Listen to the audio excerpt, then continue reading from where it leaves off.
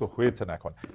নতুন জীবনের জন্য অভিনন্দন জানাই সার্জিস। আমরা খেয়াল করি যে গতকাল বিবিসি বাংলার একটা শিরোনাম ছিল যে ভাঙার ঘোষণা দিয়ে ধানমন্ডি ৩২ নম্বরে হামলা। তার আগেই আপনার সহকর্মী, সহযোদ্ধাও আমরা এরকম বলতে পারি, জনাব Hasnat Abdullah verified Facebook ID থেকে পোস্ট করেছিলেন আজ রাতে বাংলাদেশে ফেসিবাদের তীর্থভূমি মুক্ত হবে। আপনাদের সহকর্মী সমন্বয়ক ও সরকারি উপদেষ্টা আসিফ মাহমুদ সজীব ভুঁইয়া গতকাল ফেসবুকে পোস্ট করেছেন উৎসব হোক।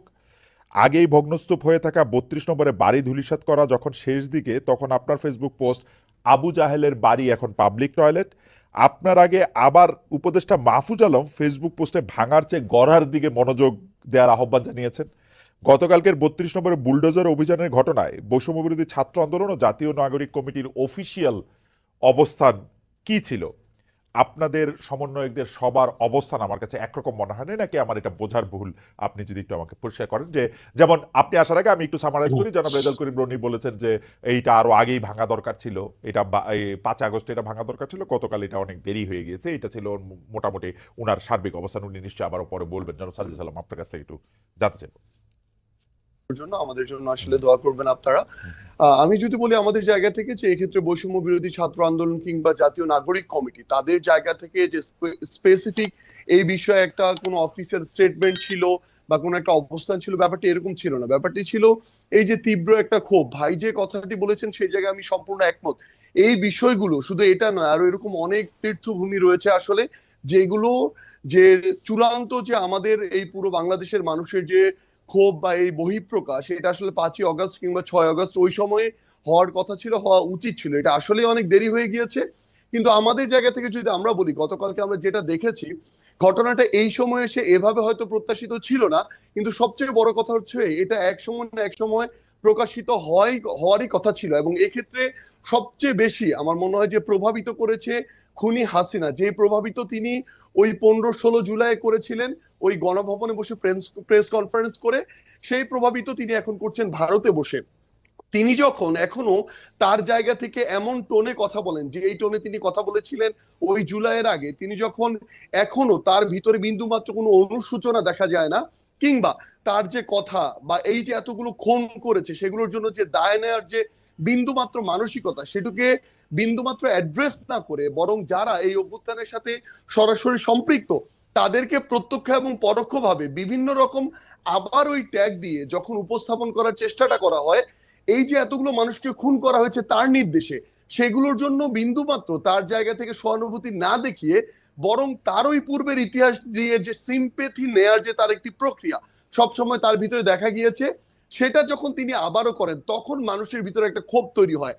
এত বড় একটি হত্যাযজ্ঞ ঘটানোর পরে তিনি যখন নতুন করে আবার ছাত্র সমাজের উদ্দেশ্যে এসে বক্তব্য দিতে চান, তখন মানুষের ভিতরে এই ক্ষোভটা সামগ্রিকভাবে তৈরি হয়। আপনি গতকালকে ওই ভিডিওগুলোতে দেখবেন, এখানে কিন্তু কোনো নির্দিষ্ট শ্রেণীর বা পেশার মানুষের কিংবা নির্দিষ্ট কোনো প্ল্যাটফর্মের মানুষের রিপ্রেজেন্টেশন ছিল না।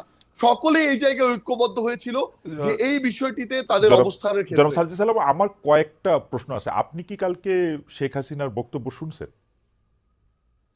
আমি তার বক্তব্যের আংশিক শুনেছি, যে আংশিক ক্লিপগুলো আমরা মানে কেন সোশ্যাল কেন মিডিয়ায় কেন দেখেছি। মানে আমি একদমই একাডেমিক একটা জানতেছি, কেন শুনছেন? যেমন আমার কোনো না, শোনার দরকার হয় নাই, আমিও শুনি নাই ভাই।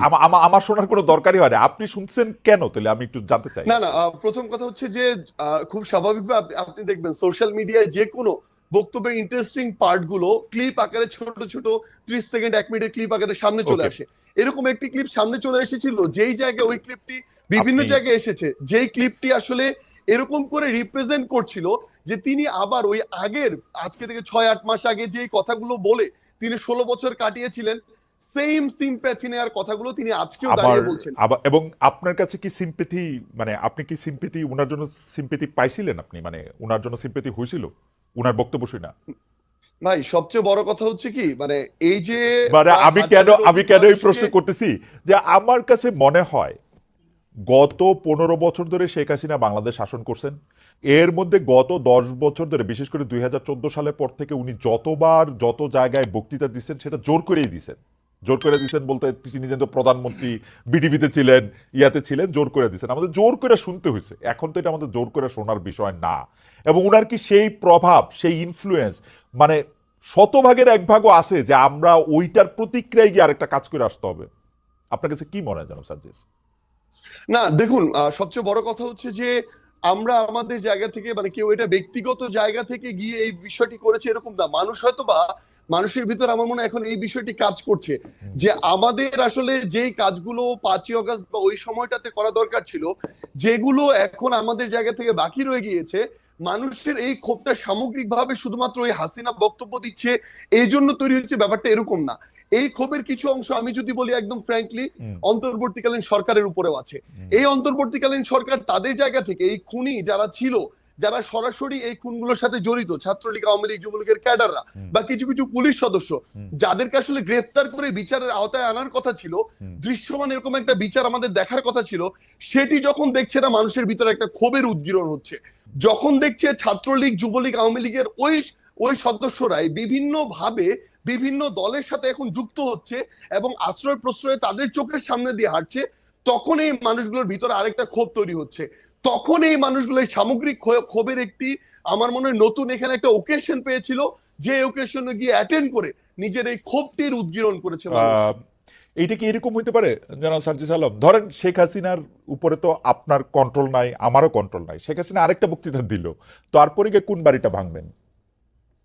না দেখুন, এখানে শেখ হাসিনা অসংখ্য বক্তৃতা দিক আর একটা বক্তৃতা দিক, সেটা হুম, ফ্যাক্ট না। হুম, তবে মানুষের ভিতরে এই যে ক্ষোভ, যেই ক্ষোভটা আসলে মানুষের একটা ভিতরে 5ই অগাস্টের পরে, যে কথাটি গতকালকে আমরা দেখলাম যে আমাদের উপদেষ্টা মাহফুজ ভাই যিনি হুম, রয়েছে তিনি বলেছিলেন যে মানুষ ভাঙাটা এক পাশে রেখে গড়ার দিকে মনোযোগ দিচ্ছিলেন, কিন্তু মানুষ যখন দেখছিলেন তার যেটুকু ন্যূনতম চাওয়া, ওই চাওয়াটুকু বিচারের ক্ষেত্রে হোক বা অন্যান্য পলিটিক্যাল স্পেয়ারে হোক, যেটা মানুষ এক্সপেক্ট করে, ওইটুকু যখন প্রত্যাশিত অনুযায়ী পাচ্ছে না, তখন মানুষের এই ক্ষোভের উদ্গীরণটা বিভিন্ন কারণে হচ্ছে এবং ঘটছে। এবং ওকে। সবচেয়ে গুরুত্বপূর্ণ বিষয় হচ্ছে শেখ হাসিনা আগামীতে, আমি ধরে নিচ্ছি 1 মাস পর কোনো বক্তব্য দিলেনও না, কিন্তু আজকে থেকে 2, 3, 4 মাস পরে আমরা যদি এই দৃশ্যমান শহীদ পরিবারের কিংবা যারা আমাদের আহত যোদ্ধারা রয়েছেন তাদের এই রক্তের বিচারগুলো দৃশ্যমান না দেখি, দেখবেন শেখ হাসিনার বক্তব্য দেয়া লাগবে না, আমরা শহীদ পরিবার কিংবা আহতদেরকে সাথে নিয়ে হয়তোবা এরকম রাস্তায় আমাদেরকে নিয়ে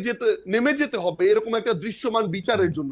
তো এবং এই এবং জায়গাটা দৃশ্যমান শুধুমাত্র শেখ এবং হাসিনার। দৃশ্যমান বিচার করার জন্য আপনারা আওয়ামী লীগের স্থাপনাগুলি বা আওয়ামী লীগের সাথে জড়িত জিনিসগুলি গিয়ে আপনারা ভাঙবেন। এটা আওয়ামী লীগ না, সবচেয়ে বড় কথা হচ্ছে কি দেখেন, আওয়ামী লীগ বলে এমন কিছু এখানে বিষয়কে নিয়ে আসা হচ্ছে। আওয়ামী লীগের সবাই, আমরা যদি স্পষ্ট করে বলি, আওয়ামী লীগের যে মানুষগুলো এই বিষয়গুলোর সাথে জড়িত ছিল, হত্যাযজ্ঞের সাথে, খুনের সাথে, হুম, ফ্যাসিজমের সাথে, স্বৈরাচারের সাথে, এবং তারা যেগুলোকে সিম্বল, এক প্রকার উপাসনালয় হিসেবে তৈরি করে সিম্বলাইজ করে এতদিনের এই রাজনীতিটা করেছে, মানুষের ক্ষোভ ওই জায়গায়। বাংলাদেশে আমি ধরে নিচ্ছি 20% মানুষ আওয়ামী লীগের সমর্থক ছিল, কই বাকি বাড়িগুলোতে তো গিয়ে হামলা করা হয়নি, হুম, ওই সমর্থকদের বাড়িতে গিয়ে কিন্তু হামলা করা হয়নি। কিন্তু এই ধানমন্ডি 32, ওই গণভবন কিংবা এই যে বিভিন্ন ভবনগুলোকে কেন্দ্র করে পুরো একটা উপাসনালয় হিসেবে প্রেজেন্ট করে এই যে রাজনীতি করা হয়েছে, মানুষের ক্ষোভটা ওই জায়গায়। ওকে। এবং এটা স্পেসিফিক ভাবে দল হিসেবে আওয়ামী লীগ নয়, বরং স্পেসিফিক ভাবে কিছু প্রতিষ্ঠান বা উপাদান যেগুলোকে সামনে রেখে এতদিন আওয়ামী লীগ এই অত্যাচার নিপীড়নের